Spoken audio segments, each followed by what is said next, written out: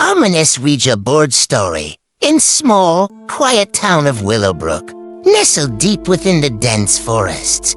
There stood an old and decrepit Victorian house known to all as the Wilkins Mansion. It had long been abandoned. Its once elegant facade now peeling and cracked, its windows shattered and empty. Locals believed the house was cursed, plagued by the memory of a tragedy that had occurred there many years ago. One chilly October evening, a group of 4 friends, Sarah, Jake, Lily, and Ben, decided to spend the night in the mansion. Sarah, a thrill-seeker with a penchant for the supernatural, had recently acquired an ancient Ouija board from an estate sale. Its wooden surface bore cryptic symbols, and its planchette seemed to exude an eerie energy. The friends, seeking an adventure they'd never forget, gathered in the grand foyer of the mansion. Cobwebs draped from the chandeliers, and dust motes danced in the beams of moonlight that pierced through the broken windows. Rain tapped insistently on the roof, as if the heavens themselves warned against their endeavor. Sarah, with a mix of excitement and trepidation, explained the rules. "We must be serious," she warned. "We'll only ask questions about benign matters. No personal inquiries, and never ever taunt the spirits." With an air of uncertainty, they placed their hands on the planchette. Their breaths came in shallow bursts. Their hearts pounded in rhythm with the storm outside. And the candles on the dusty table flickered with a ghostly glow. "Is there anyone here with us?"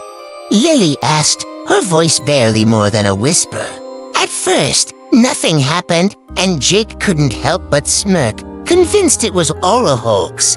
But then the planchette twitched slightly, moving towards the yes on the board. Gasps filled the room as they realized none of them had initiated the movement. Their trembling fingers barely touched the planchette, yet it moved with a life of its own. Ben laughed nervously, trying to mask his unease. "Come on, one of you is messing with us, right?" he said, but the others denied any involvement. The atmosphere grew heavier as they continued to ask questions. The entity identified itself as Eleanor and claimed to be a woman who had once lived in the house. Sarah, always the intrepid one, asked, "What happened to you, Eleanor?" The planchette spelled out a chilling message, "MURDER." Cold dread swept over the group. They glanced at each other in fear, realizing they had ventured into territory far beyond their expectations. Eleanor's responses grew more sinister. She recounted details of her murder, her voice seemingly echoing through the room. The friends, paralyzed with fear, tried to end the session, but the planchette refused to move off the board. It spelled out ominous threats and warnings. As the night wore on, they begged the entity to release them, to let them go. The storm outside intensified, matching the terror that had gripped the room. Finally, with one last plea, the planchette flew off the board and crashed against the wall, extinguishing the candles. In the darkness, they felt the oppressive presence dissipate. The Ouija board lay abandoned on the floor. They rushed to switch on the lights, their faces pale and shaken. The room seemed different, as if it held the memory of the ominous encounter. They vowed never to touch an Ouija board again, for they had glimpsed the world of the supernatural and learned that some things are better left undisturbed. The ominous Ouija board had granted their wish for a thrill, but it had come at a price, a haunting experience that would haunt their dreams for years to come. Years passed, and the mansion remained abandoned, a dark relic of the past. The friends had gone their separate ways, their pact to never speak of that night again kept solemnly. But the memory of Eleanor and the cursed Ouija board lingered, casting long shadows over their lives. One day, Sarah received an unexpected package in the mail. It was the Ouija board, wrapped in old, tattered parchment and accompanied by a letter. The letter was written in a trembling hand, and its words sent shivers down her spine. "Return the board," it read, "or face the consequences." Sarah's heart raced as she read the ominous message. She tried to contact her friends, but they were unreachable.